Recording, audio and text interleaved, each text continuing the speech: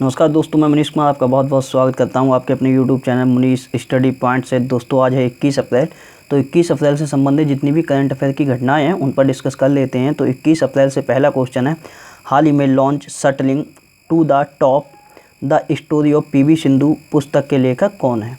तो ये एक पुस्तक लॉन्च की गई है जिसका नाम है shuttling to the top the story of PV. Sindhu, जो कि पी.वी. सिंधु जो बैडमिंटन खिलाड़ी हैं उनके जीवन पर आधारित है। और ये जो पुस्तक है इसके लेखक हैं बी कृष्णा स्वामी। और बी कृष्णा स्वामी ये कौन है, तो ये खेल पत्रकार हैं।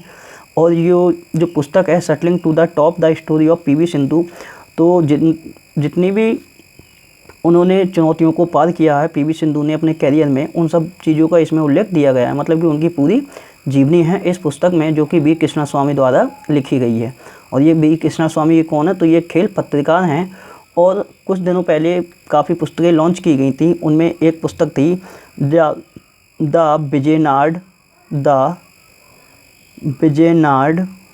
Series season 1। The Vijaynad series season 1 ये पुस्तक भी लॉन्च की गई थी। और ये पुस्तक के लेखक कौन थे, तो इस पुस्तक के लेखक थे कोबे ब्रायंट, जो कि कौन थे, तो ये बास्केटबॉल के प्लेयर थे कोबे ब्रायंट और वेस्ले किंग। किसने लिखी थी, तो कोबे ब्रायंट और वेस्ले किंग ने लिखी थी। उसके बाद एक पुस्तक और आई थी जिस पुस्तक का नाम था मेमोरीज एंड मिस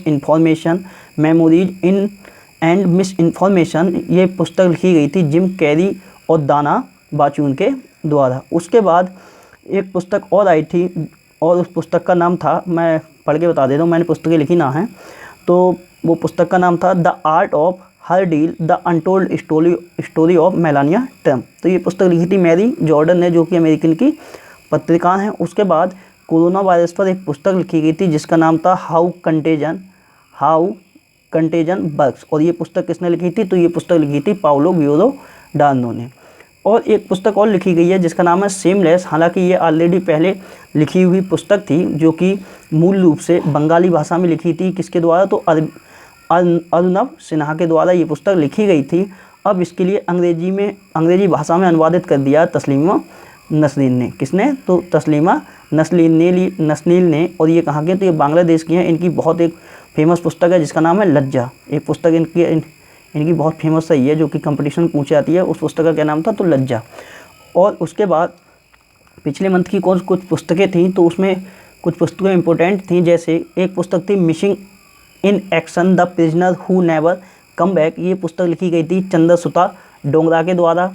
उसके बाद नेक्स्ट पुस्तक थी इनविंसिबल ए ट्रिब्यूट टू मनोहर पारिकर। ये पुस्तक लिखी गई थी तरुण विजय के द्वारा।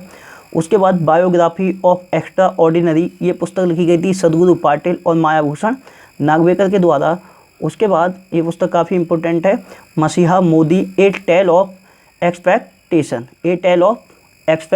और ये पुस्तक लिखी गई थी तबलीन सिंह के द्वारा। और एक पुस्तक और है, ये भी काफ़ी इंपॉर्टेंट पुस्तक है, माई एनकाउंटर इन पार्लियामेंट। ये पुस्तक लिखी गई थी भालचंद मोंगेकर के द्वारा। ये पुस्तक पिछले मंथ की हैं। तो इतनी सारी पुस्तकें लॉन्च हुई हैं हाल फिलहाल में, इसीलिए मैंने रिवीजन के तौर पे इन्हें लिख लिया है। अब बात करते हैं क्वेश्चन नंबर 2 की। तो सेकंड क्वेश्चन है, हाल ही में किस संगठन द्वारा automatic mist sanitize dispensing unit तथा यूवी सैनिटाइजेशन बॉक्स का निर्माण किया गया है। तो automatic mist sanitizer dispensing unit तथा यूवी सैनिटाइजेशन बॉक्स का निर्माण किया गया है DRDO के द्वारा। और ये जो automatic mist sanitizer dispensing unit है, इसके माध्यम से क्या होगा, तो इस यूनिट के माध्यम से जितने भी एरिया हैं उनके लिए सैनिटाइज किया जाएगा। मतलब कि उनके ऊपर फॉगिंग की जाएगी ताकि वो एरिया सैनिटाइज किया जा सके। और ये दूसरा है यूवी सैनिटाइजेशन बॉक्स। तो ये एक प्रकार का बॉक्स है जिसमें कि कोई भी चीज़ रख के उस वस्तु के लिए क्या कर सकते हैं, उस वस्तु के लिए सैनिटाइज कर सकते हैं। ये बॉक्स है। अब बात चलिए DRDO की। तो DRDO की फुल फॉर्म है defence research and development organisation.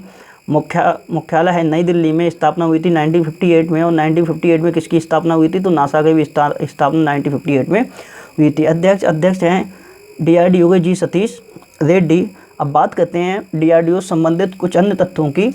तो कोरोना संक्रमित व्यक्तियों के सैंपल प्राप्त करने हेतु कोवसैक कियोस्क का भी विकास किसने किया था, तो ये DRDO द्वारा निर्मित किया गया था कोवसैक कियोस्क। उसके बाद डीआरडीओ ने विप्रो 3D के साथ मिलकर फुल फेस शील्ड का भी विकास किया है। फुल फेस शील्ड का भी विकास किसने किया है? तो डीआरडीओ ने विप्रो 3D के साथ मिलकर किया है। उसके बाद लोगों को सैनिटाइज करने के लिए पर्सनल सैनिटाइजेशन एनक्लोजर नामक कक्ष बनाया था। ये किसने बनाया है? तो ये भी बनाया है डीआरडीओ ने। उसके बाद जो निकासी बैग हैं, जैविक सूट हैं और पीपीई का जो निर्माण किया जा रहा है वो डीआरडीओ के द्वारा निर्माण किया जा रहा है। अब बात करते हैं क्वेश्चन नंबर 3 की। तो तीसरा क्वेश्चन है, हाल ही में किस राज्य सरकार ने फेसबुक के साथ मिलकर चैटबॉट विकसित किया है? तो चैटबॉट विकसित किया है फेसबुक के साथ मिलकर पंजाब राज्य सरकार ने। अब ये जो चैटबॉट विकसित किया है पंजाब राज्य सरकार ने फेसबुक के साथ मिलकर, तो इस चैटबॉट के माध्यम से क्या किया जाएगा? तो कोविड-19 संबंधी जितने भी प्रश्न हैं उनका उत्तर इस चैटबॉट के माध्यम से पाया जा सकता है। तो कोविड-19 संबंधी जितने भी क्वेश्चन हैं तो उन्हीं का उत्तर देने के लिए चैटबॉट विकसित किया है पंजाब राज्य सरकार ने फेसबुक के साथ मिलकर। उसके बाद पंजाब ने, इससे मैंने कल एक क्वेश्चन लिखवाया था, बार्ड बॉट ये था, तो एक ये रोबोट की तरह था। इसके लिए भी विकसित किसने किया था? तो आईआईटी रोपड़ ने विकसित किया था। और इसका कार्य क्या था? तो जो कोरोना संक्रमित मरीज हैं तो उनकी देखभाल के लिए, मतलब कि उन लोगों के लिए खाना पहुंचाने के लिए, दवाइयाँ पहुंचाने के लिए बार्ड बॉट का प्रयोग किया गया है आईआईटी रोपड़ के द्वारा। उसके बाद आईआईटी रोपड़ ने कुछ समय पहले जो किराने की दुकान से जो भी सामान लेके आते हैं और फिर जो मुद्रा होती है, जो नोट होते हैं, उनको सैनिटाइज करने के लिए एक टेक्निक भी विकसित की थी। अब बात चलिए पंजाब की। तो पंजाब की राजधानी है चंडीगढ़, मुख्यमंत्री हैं कैप्टन अमरिंदर सिंह, राज्यपाल हैं वीपी सिंह बदनौर, और जो पंजाब का हाई कोर्ट है चंडीगढ़ में लगता है, चंडीगढ़ हाई कोर्ट, उसके मुख्य न्यायाधीश हैं रविशंकर झा। वहीं फेसबुक की स्थापना हुई थी 2004 में, मुख्यालय है कैलिफोर्निया में, और सीईओ कौन है? तो है मार्क जुकरबर्ग। अब पंजाब से थोड़ी बात कर लेते हैं। तो अभी 13 अप्रैल के लिए जलियांवाला बाग हत्याकांड की 101वीं जयंती भी मनाई गई थी। उसके बाद जो भारतीय रेल कोच फैक्ट्री है कपूरथला, भारत की जो रेल कोच फैक्ट्री है कपूरथला कहाँ पड़ती है? तो ये पंजाब में पड़ती है। और इस कपूरथला फैक्ट्री ने जीवन नाम से एक कम लागत वाला कुशल वेंटिलेटर भी विकसित किया था। किसने? तो रेल कोच फैक्ट्री कपूरथला ने। उसके बाद अगर बात करें तो एक यहाँ की संस्थान है पंजाब की जिसका नाम है नैनो विज्ञान एवं प्रौद्योगिकी संस्थान। ये कहाँ पड़ती है? तो ये मोहाली में पड़ती है। तो इस संस्थान के द्वारा यहाँ के जो शोधकर्ता हैं उन्होंने जो रक्तस्राव होता है, रक्तस्राव को रोकने के लिए एक हेमोस्टेट नामक पदार्थ भी विकसित किया था। किसने? तो नैनो विज्ञान एवं प्रौद्योगिकी संस्थान मोहाली पंजाब ने। उसके बाद कुछ समय पहले होला मोहल्ला त्योहार भी ये कहाँ मनाया गया था? तो ये पंजाब में ही मनाया गया था। उसके बाद बात करें तो पंजाब राज्य ने कोरोना वायरस की जानकारी के लिए एक कोवा पंजाब नाम से एक मोबाइल ऐप भी लॉन्च किया था। उसके बाद पंजाब राज्य की सरकार ने जितने भी सरकारी कर्मचारी हैं पंजाब राज्य के, उनकी सेवानिवृत्ति मतलब कि रिटायरमेंट की आयु घटाकर कितनी कर दी है? तो वो 58 वर्ष कर दी है। उसके बाद जनवरी में एक घोषणा की गई थी पंजाब ने जो ऑनलाइन खाना होता है उसकी सप्लाई पर भी रोक लगा दी थी। तो वो किसने लगाई थी? तो ये पंजाब ने ही लगाई थी। और यहाँ जो पंजाब की जो राजधानी है चंडीगढ़, तो चंडीगढ़ की एक यूनिवर्सिटी है जिसका नाम है पंजाब यूनिवर्सिटी। क्या नाम है? तो हालांकि ये कहाँ स्थित है? तो चंडीगढ़ में स्थित है। और इस यूनिवर्सिटी का नाम क्या है? तो नाम है पंजाब यूनिवर्सिटी। तो इस यूनिवर्सिटी ने जो खेलो इंडिया यूनिवर्सिटी गेम्स 2020 हुआ था, कहाँ हुआ था? तो भुवनेश्वर उड़ीसा में हुआ था। उसमें सर्वाधिक पदक जीते थे। किसने? चंडीगढ़ की पंजाब यूनिवर्सिटी ने। और कितने पदक जीते थे? तो 46 इसमें पदक जीते थे, जिसमें 17 गोल्ड थे, 19 सिल्वर मेडल थे और 10 इसमें ब्रॉन्ज मेडल शामिल थे। बात करते हैं क्वेश्चन नंबर 4 की। तो चौथा क्वेश्चन है, हाल ही में नासा ने किस मिशन के तहत अंतरिक्ष यात्रियों को स्पेस में भेजने की घोषणा की है? तो ये एक मिशन है जो कि 27 मई के लिए लॉन्च करेगा। कौन? नासा। तो नासा ने जो अंतरिक्ष यात्रियों को स्पेस में भेजने की घोषणा की है, इस मिशन का नाम है डेमो 2 मिशन। इसका एक अन्य नाम और भी है, अन्य नाम है इसका व्यावसायिक क्रू मिशन। क्या नाम है? तो व्यावसायिक क्रू मिशन भी है इसका नाम, दूसरा नाम। तो इसके लिए 27 मई के लिए भेजने की घोषणा की है। और ये फाल्कन 9 रॉकेट से भेजा जाएगा। और ये जो नासा जो है जो अंतरिक्ष यात्रियों को स्पेस में भेज रहा है वो उसमें सहयोग लिया है स्पेस एक्स अंतरिक्ष एजेंसी की। और स्पेस एक्स अंतरिक्ष एजेंसी ये भी अमेरिका की एक प्राइवेट अंतरिक्ष एजेंसी है जिसकी स्थापना 2002 में हुई थी स्पेस एक्स की, और CEO कौन है तो एलन मस्क है। वहीं नासा की बात करें तो नासा की फुल फॉर्म है national aeronautics and space administration. स्थापना हुई थी 1958 में। इतने में भी किसकी स्थापना हुई थी तो DRDO की भी स्थापना हुई थी। मुख्यालय है वाशिंगटन DC में। और प्रमुख कौन है नासा के तो नासा के प्रमुख हैं जिम ब्रेंडेस्टाइन। उसके बाद बात करते हैं तो नासा ने, अभी मैंने 2 या 3 दिन पहले एक क्वेश्चन नोट कराया था कि नासा ने खगोलीय पिंड जिसका नाम है भूरा ड्वार्फ, क्या नाम है तो भूरा ड्वार्फ नाम है, इस पर हवा की गति को मापा था। उसके बाद नासा ने कुछ समय पहले घोषणा की थी कि वो 2024 में अपना आर्टेमिस मिशन भी लॉन्च करेगा, और इस मिशन के तहत वह चांद पर मानवीय बेस कैंप स्थापित करेगा।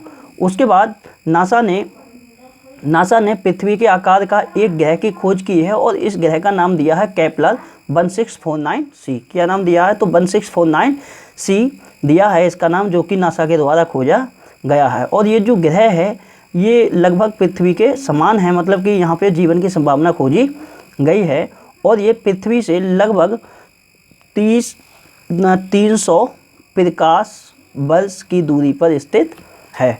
बात करते हैं क्वेश्चन नंबर 5 की। तो 5वां क्वेश्चन है, हाल ही में SBI इकोरेप के अनुसार वित्त वर्ष 2020-21 में भारत की वृद्धि दर कितनी रहेगी। तो SBI इकोरेप के अनुसार जो वित्त वर्ष 2020 और 21 है उसमें भारत की जो वृद्धि दर रहेगी, GDP रहेगी, वो रहेगी 1.1%। अब बात करते हैं SBI की। तो SBI की स्थापना हुई थी 1955 में। मुख्यालय है मुंबई में, और चेयरमैन कौन है तो चेयरमैन है रजनीश कुमार।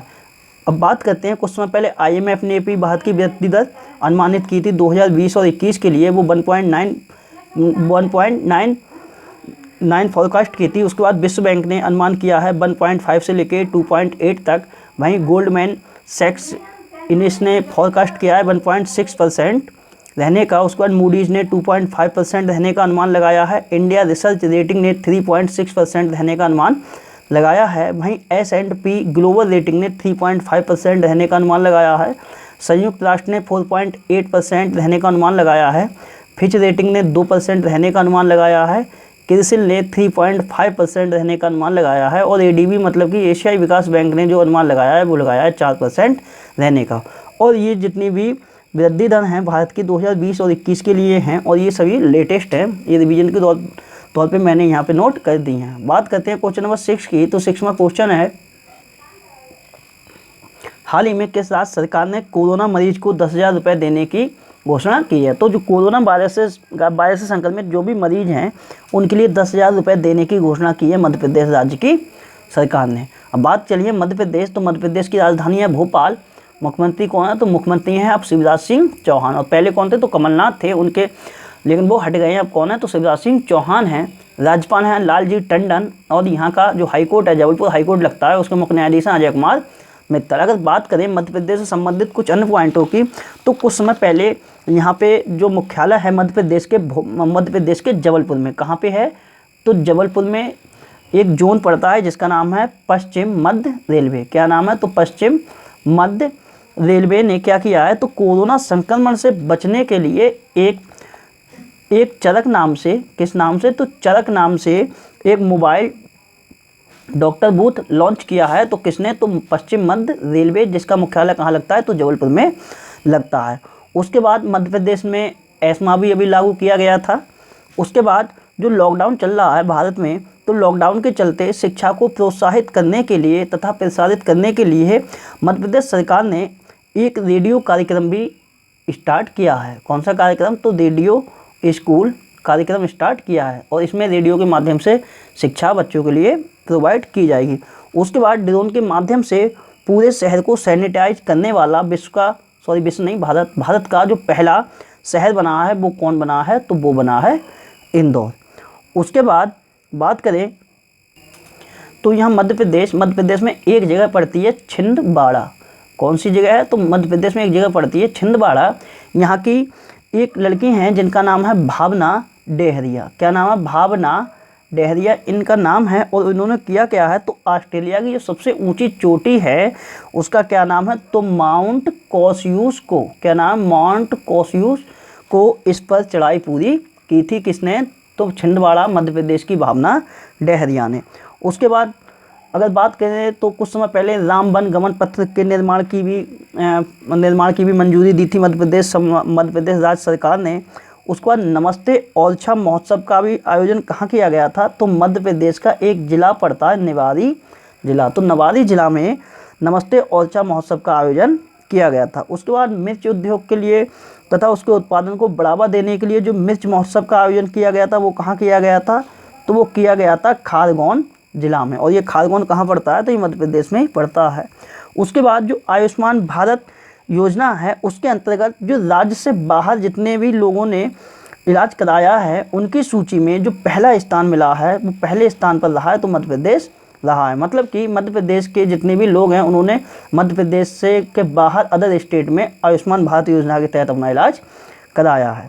उसके बाद यूनिफाइड रजिस्ट्रेशन कार्ड लॉन्च करने वाला मध्य प्रदेश देश का पहला राज्य भी है। उसके बाद 2 दिवसीय वानिकी सम्मेलन हुआ था। 2 दिवसीय वानिकी सम्मेलन कहाँ हुआ था? तो मध्य प्रदेश की राजधानी भोपाल में हुआ था। उसके बाद जल संकट को दूर करने के लिए राष्ट्रीय जल सम्मेलन का आयोजन किया गया था। कहाँ पे? तो भोपाल में किया गया है।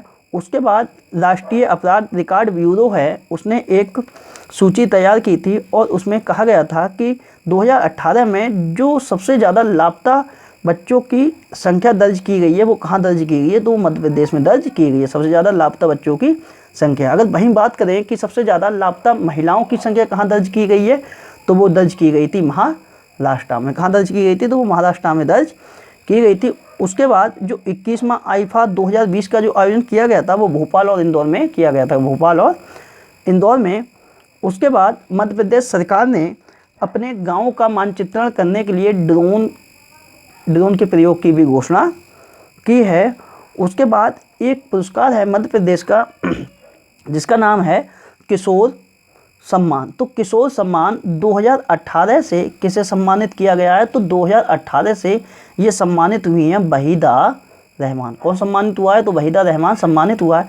हालांकि ये पुरस्कार 2019 में मिलना था वहीदा रहमान के लिए, लेकिन तबीयत खराब होने के कारण ये पुरस्कार 2020 में दिया गया है और बस 2018 का है ये। उसके बाद प्रधानमंत्री मातृ वंदना योजना लागू करने में जो पहला जो स्थान रहा है वो मध्य प्रदेश राज्य का ही रहा है। उसके बाद बात करें तो 3 दिवसीय नर्मदा महोत्सव का भी आयोजन कहाँ किया गया था? तो मध्य प्रदेश में ही किया गया था। मध्य प्रदेश में कहाँ पे? तो मध्य प्रदेश में किया गया था अमरकंटक में। कहाँ से? अमरकंटक में। उसके बाद बात करें तो भारत का पहला टाइम बैंक खोलने की घोषणा कहाँ खोला गया है? तो ये मध्य प्रदेश में ही खोला गया है। और पहला ई कचरा क्लीनिंग ये कहाँ खोला गया है? तो ये भोपाल में खोला गया है। उसके बाद तो जो मध्य प्रदेश के स्कूल हैं, मध्य प्रदेश के स्कूल में प्रत्येक शनिवार को, कौन से दिन? तो प्रत्येक शनिवार को प्रार्थना के बाद भारत की संविधान की जो प्रस्तावना है उसको पढ़ना अनिवार्य कर दिया है मध्य प्रदेश राज्य ने। कब? तो प्रत्येक शनिवार को। अगर बात करें डेली बेसिस की, मतलब कि डेली किसने अनिवार्य किया है पढ़ना? तो वो महाराष्ट्र की सरकार ने किया है।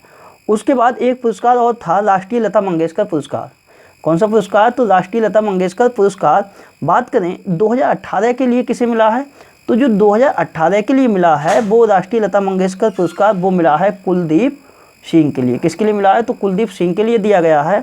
वहीं अगर बात करें कि 2017 का किसे मिला है? तो 2017 का मिला है सुमन कल्याणपुर के लिए। किसको मिला है? तो सुमन कल्याणपुर के लिए 2017 का राष्ट्रीय लता मंगेशकर पुरस्कार दिया गया। उसके बाद 63वीं जो राष्ट्रीय चैंपियनशिप हुई थी, निशानेबाजी चैंपियनशिप, उसका आयोजन भी कहाँ हुआ था? तो भोपाल में किया गया था। और इस चैंपियनशिप में सौरभ चौधरी हैं, उन्होंने 10 मीटर एयर राइफल प्रतिस्पर्धा में स्वर्ण पदक जीता था।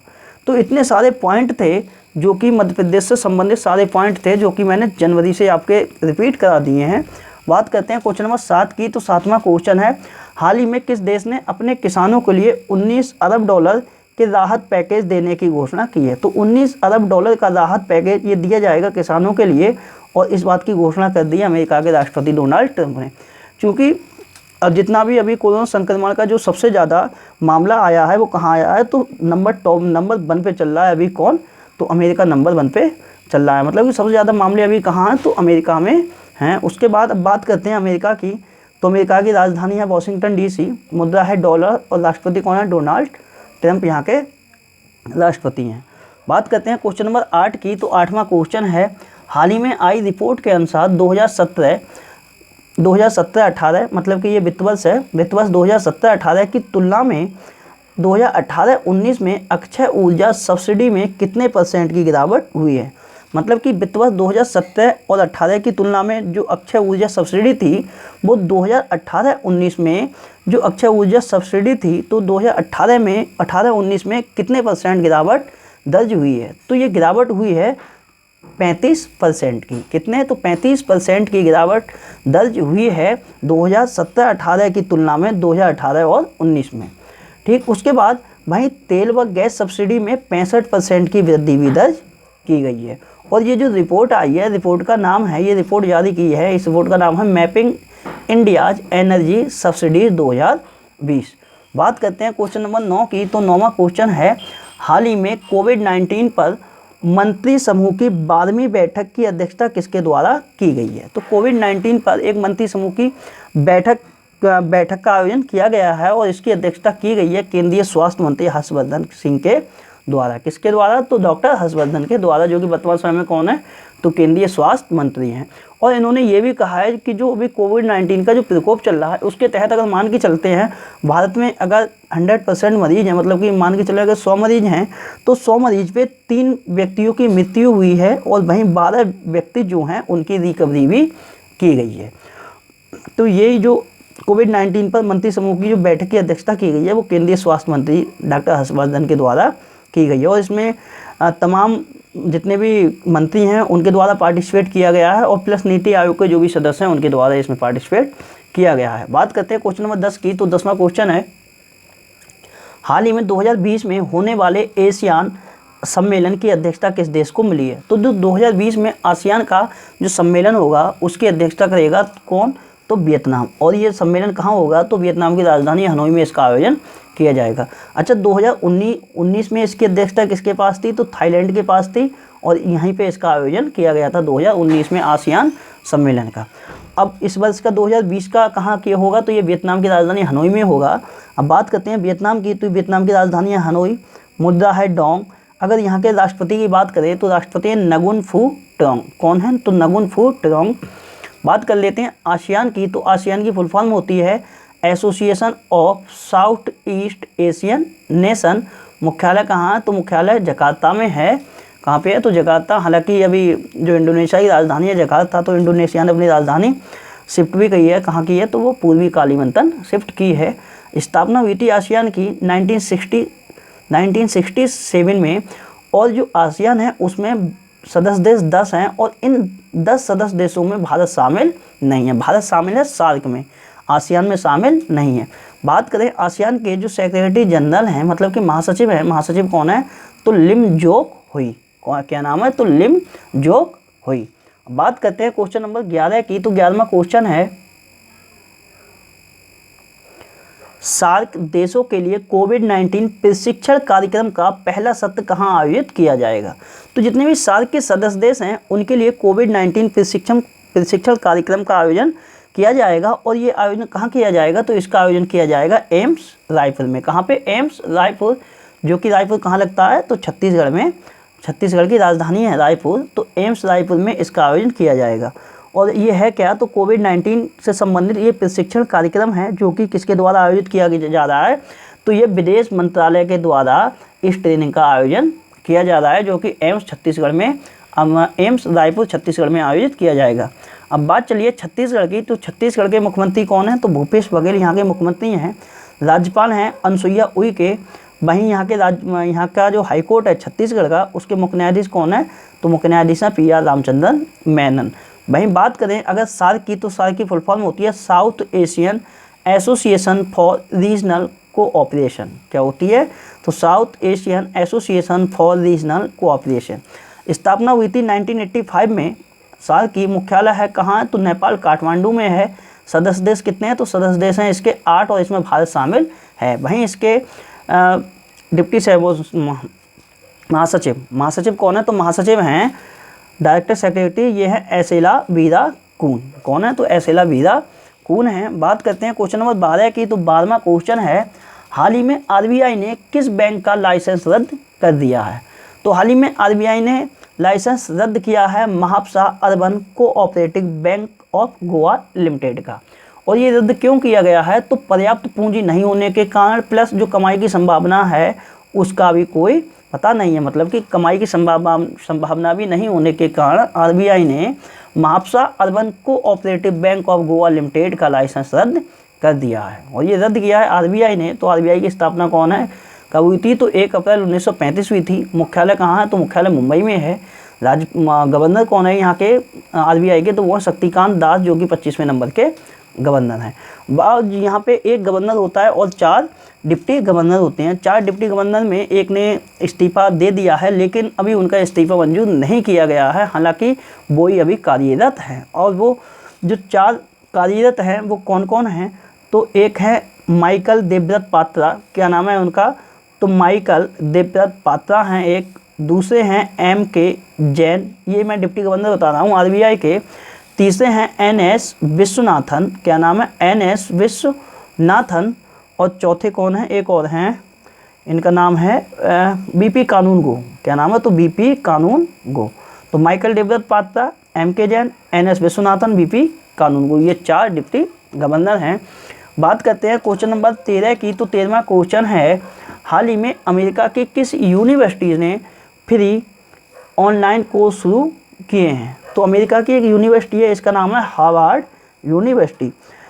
इस यूनिवर्सिटी के द्वारा फ्री ऑनलाइन कोर्स स्टार्ट कर दिया गया है। क्योंकि प्रत्येक देश में लॉकडाउन लगा हुआ है और अमेरिका में तो खासकर, क्योंकि अमेरिका में सबसे ज़्यादा कोरोना संक्रमित मरीज हैं, तो उसी के चलते हुए जितने भी स्टूडेंट हैं उनकी जो भी एजुकेशन है वो प्रभावित ना हो, तो उन्हीं की एजुकेशन के लिए, आगे बढ़ाने के लिए ऑनलाइन कोर्स स्टार्ट किए गए हैं। इसमें 67 फ्री कोर्स शुरू किए गए हैं, प्लस इसमें जितने भी इनोवेशन संबंधित जितने कोर्स हैं वो सब इसमें शामिल हैं। बात करते हैं क्वेश्चन नंबर 14 की। तो 14वां क्वेश्चन है, हाल ही में किस संस्थान के वैज्ञानिकों ने कोविड-19 वायरस के जीनोम सीक्वेंस को खोजा है? हालांकि इसका दावा किया गया है अभी। तो ये जीनोम सीक्वेंस, जो कि कोविड-19 का वायरस का एक सीक्वेंस है, जीनोम सीक्वेंस, ये खोजा गया है बायोटेक्नोलॉजी रिसर्च सेंटर गुजरात के द्वारा। क्योंकि यहाँ के जो कोविड-19 वायरस है उसके जीनोम सीक्वेंस को खोज लिया गया है। और यहाँ के जो निदेशक हैं चेतन जोशी, उनके द्वारा दावा किया गया है कि जो कोरोना वायरस का जीनोम है, जीनोम सीक्वेंस है, वो तकरीबन 1 माह में 2 बार क्या होता है? तो चेंजेबल होता है, 2 बार चेंज होता है। बात चली है यहाँ पे गुजरात की। तो गुजरात की राजधानी है गांधीनगर। CM कौन है? तो CM है विजय रूपाणी। गवर्नर हैं आचार्य देवव्रत। और गुजरात का जो हाईकोर्ट है उसके मुख्य न्यायाधीश हैं विक्रम नाथ। अगर बात करें गुजरात की, तो सैनिटाइजिंग टनल स्थापित करने वाला भारतीय रेलवे का जो पहला स्टेशन बना था वो कौन बना था? तो वो बना था अहमदाबाद। उसके बाद जो गुजरात राज्य है, गुजरात राज्य सरकार ने राज्य के प्रत्येक जानवर के लिए 25 रुपये प्रतिदिन देने की भी घोषणा की थी। और छात्रों को जो कौशल संबंधित बढ़ावा देने के लिए IIT गांधीनगर, किसने? तो IIT गांधीनगर ने आईजैक परियोजना भी शुरू की थी। उसके बाद कोरोना नामक जो कोरोना वायरस है, तो इसी के कारण गुजरात राज्य के जितने भी मंत्री हैं उनके मुख्यमंत्री राहत कोष में 1 महीने का वेतन देने की भी घोषणा की गई थी। मतलब कोरोना वायरस के चलते हुए जो गुजरात के जितने भी मंत्री हैं वो 1 महीने का वेतन कहाँ देंगे? तो मुख्यमंत्री राहत कोष में देंगे। उसके बाद गुजरात पुलिस टसर गन, कौन सी गन? तो टसर गन, ये एक शॉकिंग गन है। इसके माध्यम से व्यक्ति मरता नहीं है, सिर्फ शॉक लगता है बिजली का। तो टसर गन का भी प्रयोग करने वाली ये गुजरात पुलिस देश की पहली पुलिस भी बन गई है। उसके बाद कुछ समय पहले घोषणा हुई थी कि डच कंपनी के साथ मिलकर दुनिया की पहली उड़ने वाली कार का निर्माण कहाँ किया जाएगा? तो वो गुजरात में ही किया जाएगा। उसके बाद सोलर रूफटॉप स्थापित करने में गुजरात का स्थान कौन सा है? तो गुजरात का स्थान पहला है। उसके बाद गुजरात का जो अहमदाबाद है, अहमदाबाद में एक स्टेडियम है जिसका नाम है सरदार पटेल स्टेडियम। पहले नाम क्या था? तो मोटेरा स्टेडियम था। वहाँ पे डोनाल्ड ट्रंप के आगमन पर नमस्ते ट्रंप कार्यक्रम का भी आयोजन किया गया था। उसके बाद कोयला क्षेत्र पर मंथन के लिए चिंतन शिविर का आयोजन भी कहाँ किया गया था? तो ये गुजरात में ही किया गया था। कहाँ किया गया? तो गुजरात में ही किया गया था। उसके बाद जो 13वां CMS COP 13 का आयोजन कहाँ हुआ था, तो ये गांधीनगर गुजरात में ही किया गया था। उसके बाद मेक इन इंडिया उत्पादों के बढ़ावा देने हेतु विशाल औद्योगिक प्रदर्शनी जिसका नाम था इंजी एक्सपो। क्या नाम है, तो इंजी एक्सपो 2020, इसका आयोजन कहाँ हुआ गया था, तो बड़ौदा गुजरात में हुआ था।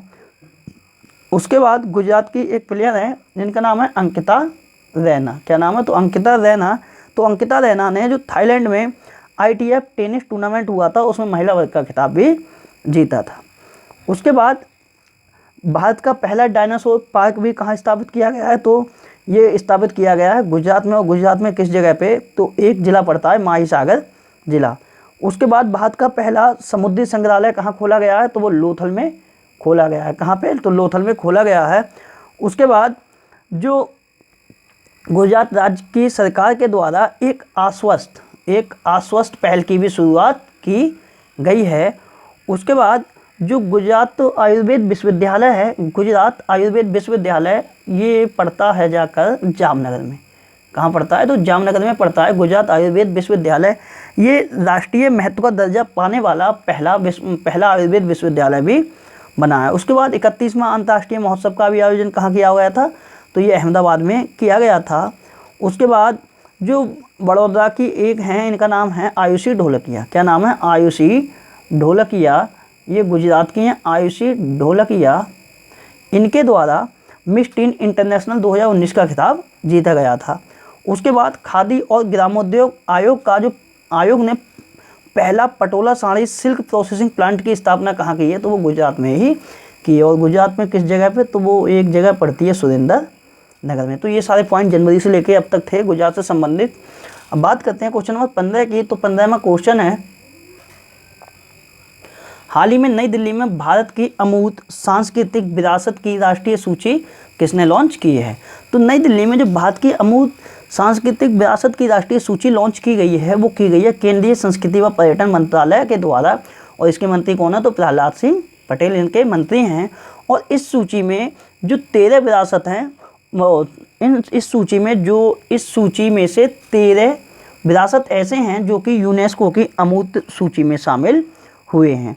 अब बात करें अगर यहाँ से पर्यटन मंत्रालय की, तो पर्यटन मंत्रालय द्वारा कुछ अभी कोविड-19 के चलते कुछ पोर्टल लॉन्च किए गए हैं। जैसे एक बात कर लें तो वेबिनार श्रृंखला एक आयोजित की थी और इसका क्या नाम था, वेबिनार श्रृंखला देखो अपना देश। इसकी शुरुआत किसके द्वारा की गई थी, तो पर्यटन मंत्रालय के द्वारा की गई थी।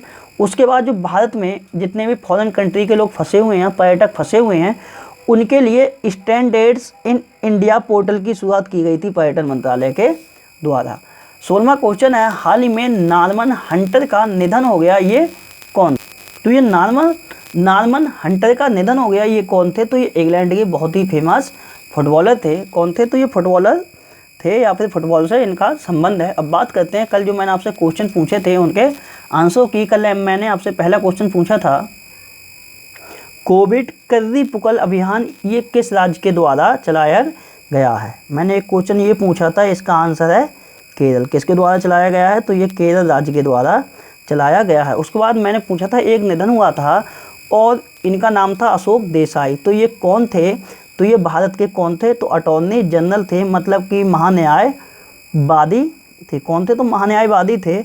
और ये तकरीबन 1996 से लेके 1998 तक भारत के अटॉर्नी जनरल रहे थे अशोक देसाई। उसके बाद रोजगार सृजन योजना शुरुआत करने की घोषणा किसने की थी, तो ये की थी बिहार ने। उसके बाद मैंने चौथा क्वेश्चन पूछा था, स्वयं सहायता समूहों के लिए मिशन शक्ति विभाग का गठन किस राज्य ने किया है। तो मिशन शक्ति विभाग का गठन किया है स्वयं सहायता समूहों के लिए, इसका आंसर है उड़ीसा। क्या आंसर है, तो इसका उड़ीसा राज्य ने स्वयं सहायता समूह के लिए मिशन शक्ति विभाग का गठन किया है। उसके बाद अंतिम क्वेश्चन मैंने पूछा था, फुटबॉल टूर्नामेंट हीरो आई लीग 2020 की विजेता टीम कौन रही है। तो इसकी विजेता जो टीम रही है वो रही है मोहन बागान। कौन सी टीम, तो मोहन बागान रही है, जो कि एशिया की सबसे पुराना फुटबॉल क्लब है। कौन सा? तो मोहन बागान। उसके बाद बात करते हैं आज के क्वेश्चनों की। तो आज आपसे पहला क्वेश्चन है, रैपिड टेस्ट शुरू करने वाला पहला राज्य कौन सा है? पहला क्वेश्चन ये है। दूसरा क्वेश्चन आपके लिए बताना है, मुख्यमंत्री दीदी रसोई योजना किस राज्य ने लॉन्च की है? कल ही शायद मैंने आपके लिए लिखाया। उसके बाद तीसरा क्वेश्चन आपके लिए बताना, ITTF मतलब कि international table tennis federation ranking 2020 में पहला स्थान किसे मिला है? पहला स्थान किसे दिया गया है? और इसमें आप पुरुष और महिला दोनों लिख देना कि पुरुषों में पहला स्थान किसे मिला है और महिला में पहला स्थान किसे मिला है। हालांकि दोनों लोग चाइना से ही बिलोंग करते हैं। उसके बाद चौथा क्वेश्चन है, राष्ट्रीय समुद्री दिवस कब मनाया गया है? पांचवा क्वेश्चन है, खेलो इंडिया यूथ गेम्स में सर्वाधिक पदक किस राज्य के द्वारा जीते गए हैं? और छठा क्वेश्चन आपके लिए बताना है, TB free year for every child कार्यक्रम किस राज्य के द्वारा शुरू किया गया है? ये जो जितने भी राज्य से संबंधित क्वेश्चन हैं उन सब क्वेश्चनों का तो मैं रिवीजन कराता हूँ। अगर आप सुनते होंगे ध्यान से तो ये सब क्वेश्चन आपके लिए याद होंगे। और ये तो मैंने कई बार रिपीट कराया है, TB free year for every child. दोस्तों तो ये थी आज संबंधित सारी करंट अफेयर की घटनाएं। दोस्तों अगर वीडियो पसंद आई हो तो मेरे चैनल मुनीष स्टडी पॉइंट के लिए लाइक करें, शेयर करें, सब्सक्राइब करें। वीडियो को टाइम देने के लिए बहुत बहुत धन्यवाद। आपका दिन शुभ हो। और जो जितने भी क्वेश्चन मैंने पूछे हैं उनके आंसर आप नीचे कमेंट्स बॉक्स में या मेरे व्हाट्सएप नंबर पे भी दे सकते हैं। बहुत बहुत धन्यवाद।